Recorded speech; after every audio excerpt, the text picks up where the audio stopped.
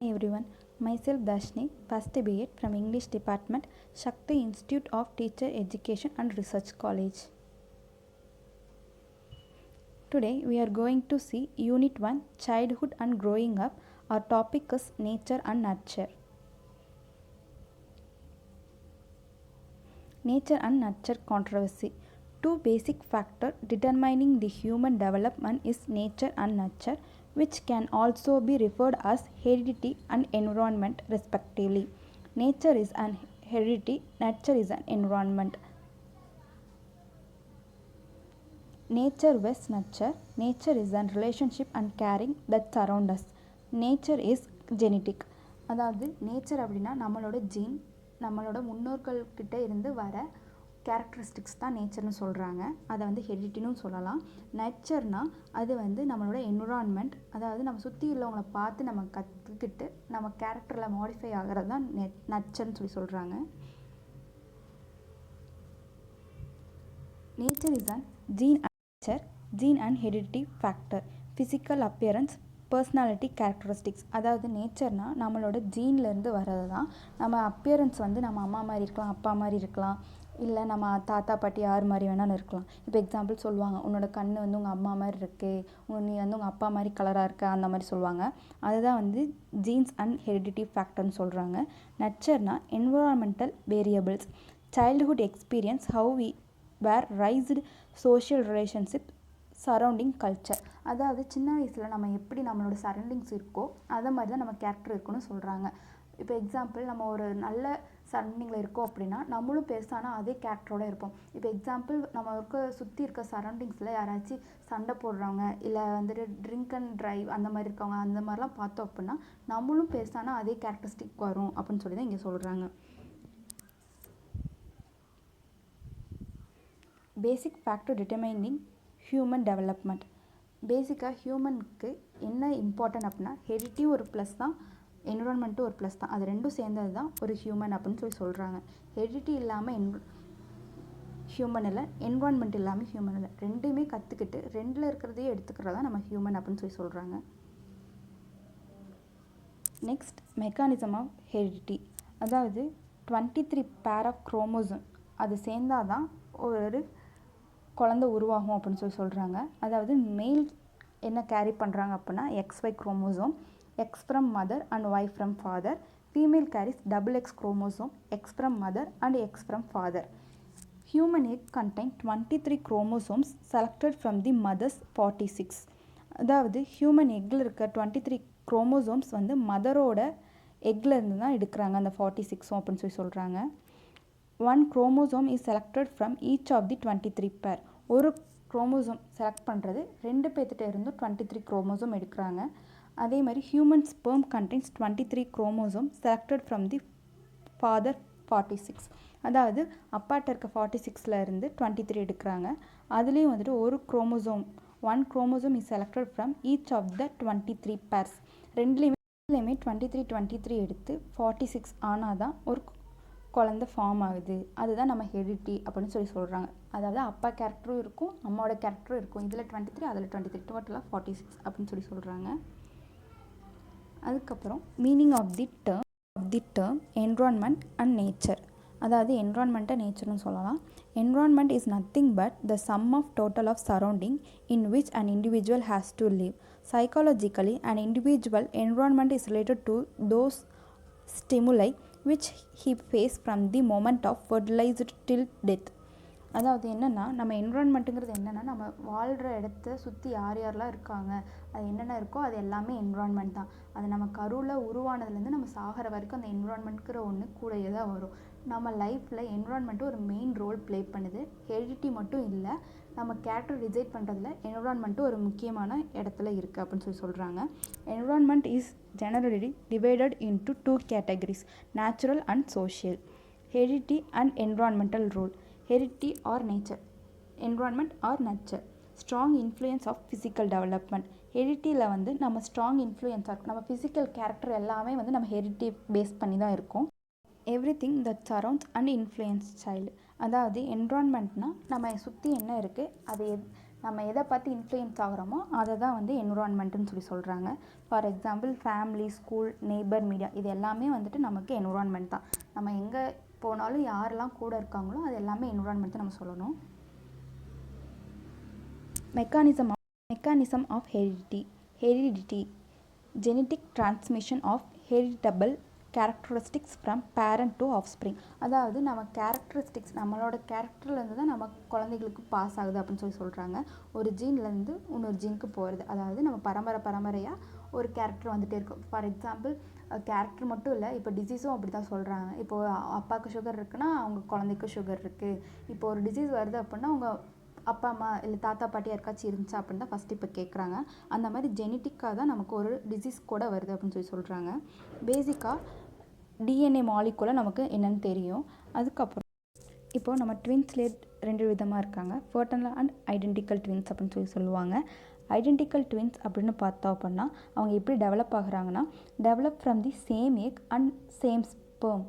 அதாவது ஒரே எக்லேருந்து ஒரே ஸ்பெர்ம்லேருந்து டெவலப் ஆகிறாங்க. அவங்க டெவலப் ஆகிறப்பையும் 2 பேரும் ஒன்று 2மே பையனாக இருப்பாங்க, இல்லை 2மே பொண்ணாக இருப்பாங்க. அதை தான் வந்து ஐடென்டிக்கல் ட்வின்ஸ்னு சொல்கிறாங்க.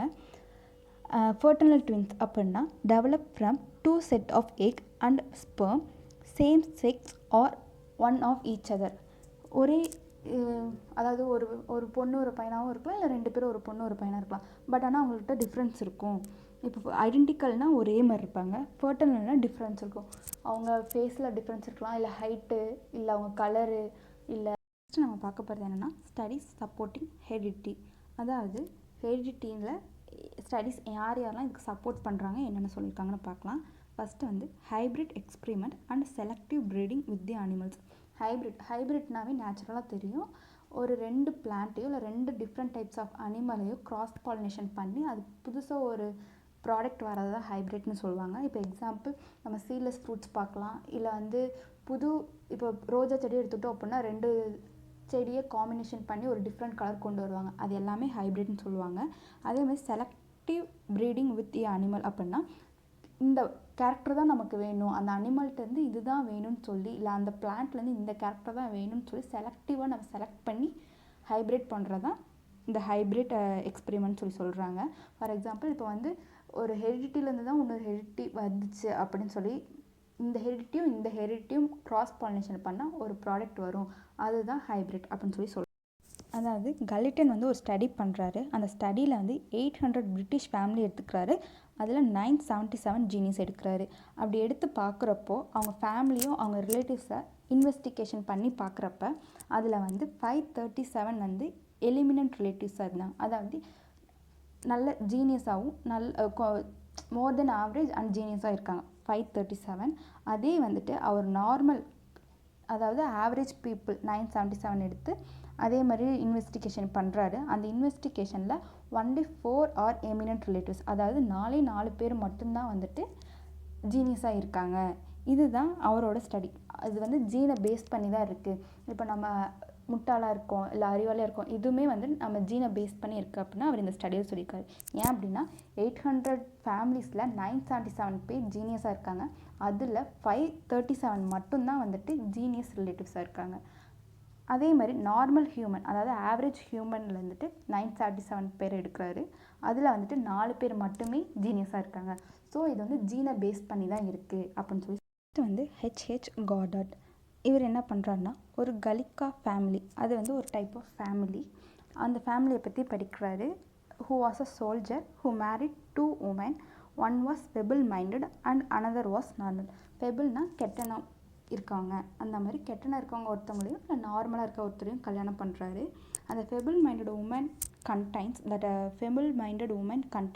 480 direct descended among whom only 48 were normal.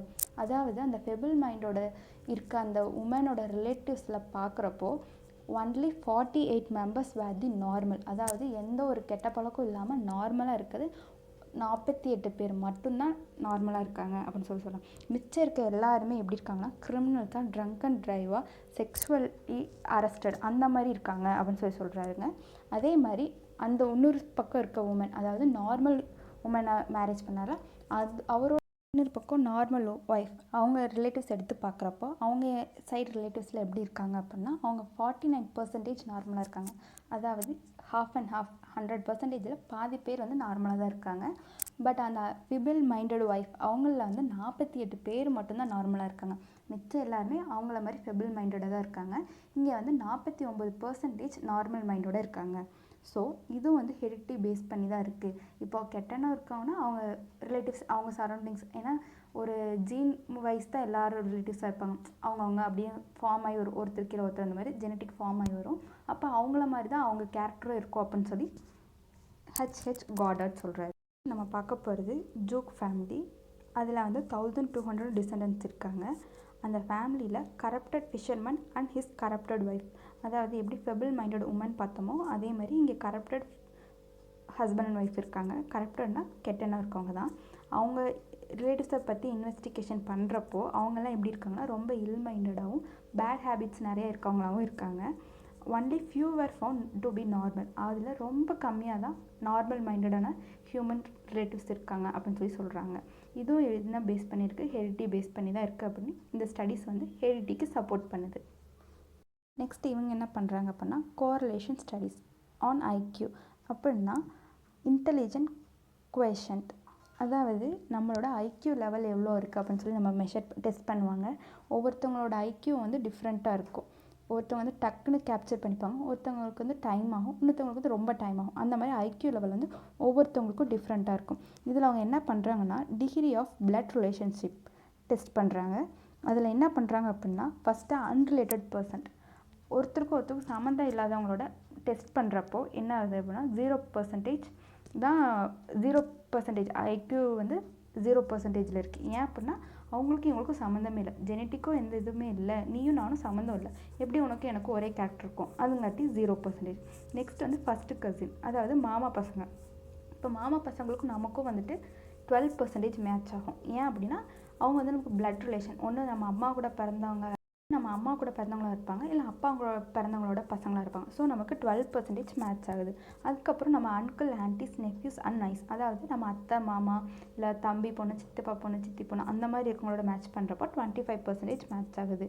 Next வந்து நம்ம grandparents and grandchildren, அவங்க கூட எவ்வளோ மேட்ச் ஆகுதுன்னா 25% மேட்ச் ஆகுது. ஏன் அப்படின்னா நம்ம முன்னோர்கள்ட்ட இருந்து தான் நமக்கு ஜீன் வரும், நம்மள்ட்ட இருந்து தான் நம்ம பேர குழந்தைங்களுக்கு வரும். ஸோ 25% ஒரே மாதிரி மேட்ச் ஆகுது.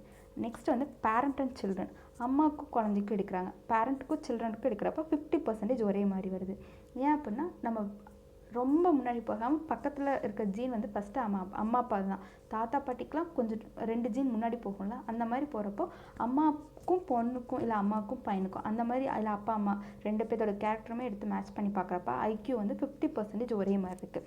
நெக்ஸ்ட் வந்து சிப்லிங்ஸ், அதாவது நம்ம கூட பிறந்தவங்க, ட்வின்ஸ் இல்லை கூட பிறந்தவங்க, அண்ணா தம்பி அக்கா தங்கச்சி இந்த மாதிரி இருக்கப்போ அவங்க கூட 50% மேட்ச் ஆகுது. நெக்ஸ்ட் வந்து ஃபர்டர்னல் ட்வின்ஸ்.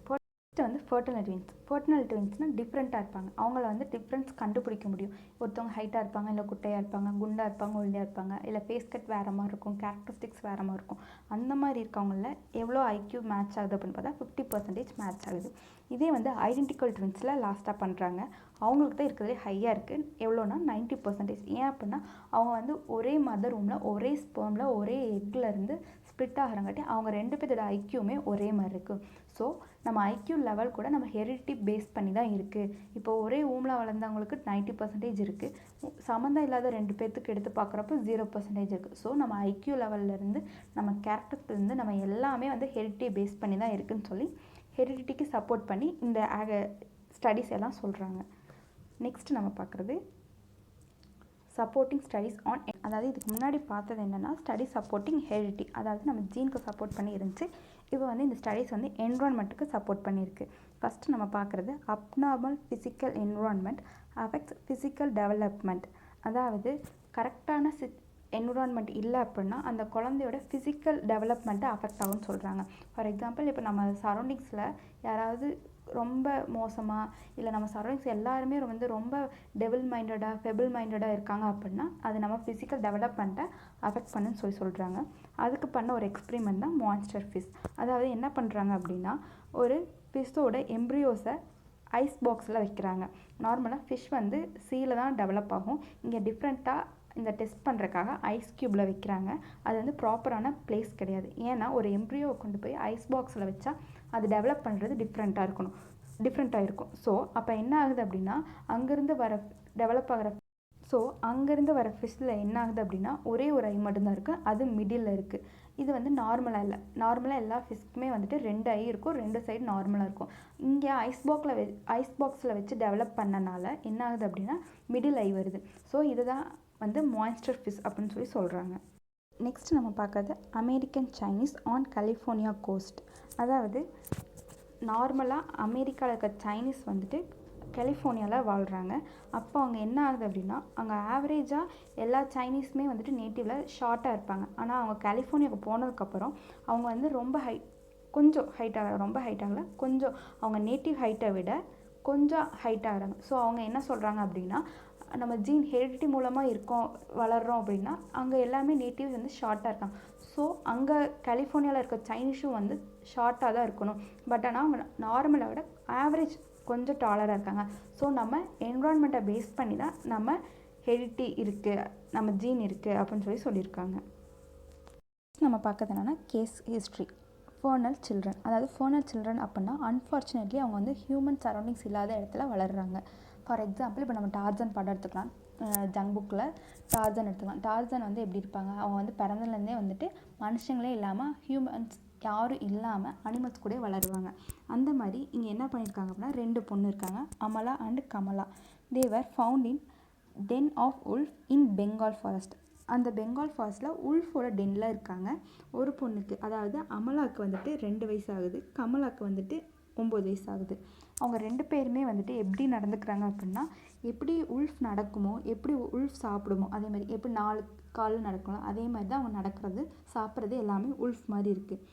ஆனால் கொஞ்ச நாளில் அவங்க கண்டுபிடிச்சி போய் கூட்டிகிட்டு வந்துடுறாங்க. கூட்டிகிட்டு வந்து கொஞ்ச நாளில் அமலா வந்து ஹாஸ்பிட்டலில் இறந்துடுறாங்க. ஸோ கமலாவை வச்சு சப்ஜெக்ட் ஸ்டடி பண்ணுறாங்க. அப்போ அவங்க ட்ரைன் பண்ணதில் அவங்க கொஞ்ச நாள்லேயே வந்துட்டு நார்மல் ஹியூமன் மாதிரி நடக்கிறக்கும் பேசவும் கற்றுக்கிட்டாங்க. ஸோ நம்ம ஹெரிடிட்டியை விட நம்ம என்விரான்மெண்ட் தான் முக்கியம். இப்போ எப்படி அவங்க வந்துட்டு அங்கே இருக்கப்போ அந்த உல்ஃப் மாதிரி நடந்துக்கிட்டாங்களோ இங்கே வந்ததுக்கப்புறம் ஹியூமன் மாதிரி நடந்துக்கிட்டாங்க. ஸோ ரெண்டுமே வந்துட்டு டிஃப்ரெண்ட் என்விரான்மெண்ட். அந்த என்விரான்மெண்ட்டுக்கு தகுந்த மாதிரி நம்ம அடாப்ட் ஆகிக்கிறோம். அதை தான் இவங்க ஸ்டடீஸில் சப்போர்ட் பண்ணி. நெக்ஸ்ட் வந்து ஐடென்டிக்கல் ட்வின்ஸ் ரேர்ட் அப்பார்ட். அதாவது ஐடென்டிக்கல் ட்வின்ஸ்னால் ஒரே மாதிரி இருக்க ட்வின்ஸ், பார்க்குறக்கு கேரக்டரில் அப்பியரன்ஸில் மட்டும் ஒரே மாதிரி இருக்க ட்வின்ஸ். அவங்க வந்து என்ன பண்ணுறாங்க அப்படின்னா வேறு என்விரான்மெண்ட்டில் அவங்கள வளர்க்குறப்போ அவங்களோட கேரக்டரிஸ்டிக்ஸ் வந்து சேஞ்சஸ் இருக்குது. ஏன் அப்படின்னா அவங்க என்விரான்மெண்ட்டும் சரி அவங்க சரௌண்டிங்ஸும் சரி வேறு. அவங்க பிறக்கிறப்போ ஒரே கேரக்டரிஸ்டிக்கோடு தான் இருந்தாங்க. பட் வளர்கிறப்போ அவங்க வேறு சரௌண்டிங்ஸில் இருந்தனால, வேறு என்விரான்மெண்ட்டில் இருந்தங்காட்டி அவங்க கேரக்டரிஸ்டிக்ஸில் சேஞ்சஸ் இருக்குது, டிஃப்ரென்ஸ் இருக்குதுன்னு சொல்கிறாங்க. ஃபார் எக்ஸாம்பிள் நம்ம நிறையா மூவியில் பார்த்துருப்போம், ஒரே ட்வின்ஸாக ஒரே மாதிரி இருப்பாங்க. பட் ஆனால் அவங்க வேறு என்விரான்மெண்ட்டில் வளர்கிறப்போ அவங்களோட கேரக்டரிஸ்டிக்ஸில் சேஞ்சஸ் இருக்கும். அதே தான் இங்கேயும் அவங்க இந்த எக்ஸாம்பிளில் அப்ளை பண்ணுறாங்க. ஸோ இங்கேயும் அவங்க எதுக்காக சப்போர்ட் பண்ணி பேசுகிறாங்க அப்படின்னா என்விரான்மெண்ட் தான் அவங்க கேரக்டர் டிட்டர்மின் பண்ணுது. அப்போ அட்லாஸ்ட் ஸ்டடி பண்ணுறாங்க. என்ன அப்படின்னா ஸ்டடீஸ் ஆன் சில்ட்ரன் ஃப்ரம். அவங்க வந்து டிஃப்ரெண்ட்டான ஃபேமிலியிலேருந்து குழந்தைகள் எடுக்கிறாங்க. குட் ஃபாஸ்டர்ஸ் ஹோம்னா ஹாப்பி நார்மலாக இருக்க ஃபேமிலியிலேருந்து ஒரு குழந்தை. ப்ரோக்கன் ஃபேமிலினா சிங்கிள் பேரண்ட் ஆர் டிவோர்ஸி ஃபேமிலியிலேருந்து ஒரு குழந்தை. நெக்ஸ்ட் வந்து ஆன்டி சோஷியல் என்வரான்மெண்ட்னா கிரிமினல் மைண்டட் இல்லாட்டி ட்ரக் யூஸ் பண்ணுற அந்த ஃபேமிலியிலேருந்து ஒரு குழந்தை. ப்ராவர்ட்டினா கஷ்டப்பட்டு வறுமையில் இருக்க ஒரு குழந்தை. நெக்ஸ்ட் வந்து ரிஜெக்ஷன், ஃபேமிலினால் வேணான்னு சொல்லி அனுப்பப்பட்ட ஒரு குழந்தை. இவங்க எல்லாத்தையும் இதை ஸ்டடி பண்ணி பார்க்குறப்போ அவங்க கேரக்டரிஸ்டிக்ஸ் எதை பேஸ் பண்ணி இருக்குது அப்படின்னா என்விரான்மெண்ட்டை பேஸ் பண்ணி தான் இருக்குது. ஏன் அப்படின்னா அவங்க சின்ன வயசுலேருந்து எதை பார்த்து வளர்ந்தாங்களோ அதே மாதிரி தான் இப்போயும் இருக்காங்க.